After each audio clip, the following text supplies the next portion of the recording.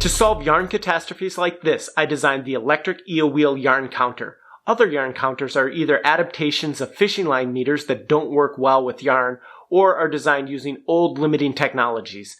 I designed this yarn counter from the ground up to be the most accurate, versatile, and fairly priced yarn counter ever made for yarn lovers.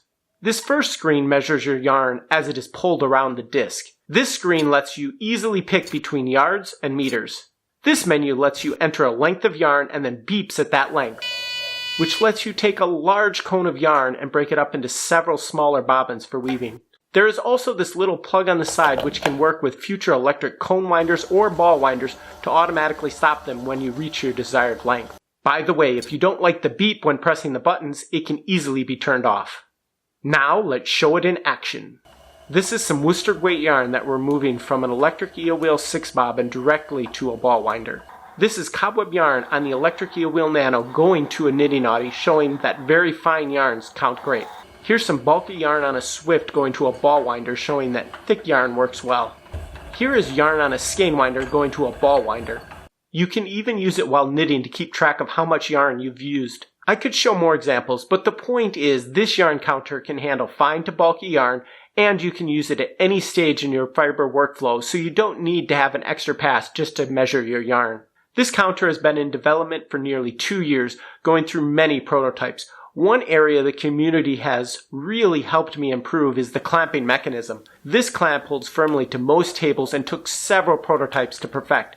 But then some testers found they wanted to use the clamp in this orientation because it was better for their workflow. So I added a way to mount the clamp that way. But then the screen was upside down, so I added this switch to flip the screen. It took several iterations to arrive at this simple but elegant solution. Magnets hold it together, so it is super easy to open to access these keyhole screw mounts or to change the batteries. Not that you'll have to change the batteries often. For typical use, I'm estimating this pair of AA batteries will last well over a year. The yarn guides are curly loops instead of connected circles, so that you can put on the yarn like this instead of having to thread it through a hole. There are even these rubber feet on the bottom that help prevent it from slipping. Let's talk a little about accuracy, because it is incredibly important. With the latest prototypes, we're seeing very low errors ranging from 0 to 3% in our real-world tests. This small error seems to mostly be from variations in how much the yarn is stretching while measuring it. To get the error this low, I added a feature in the menus where you can enter in the wraps per inch of your yarn. While using this is easy, how it works is a little complex.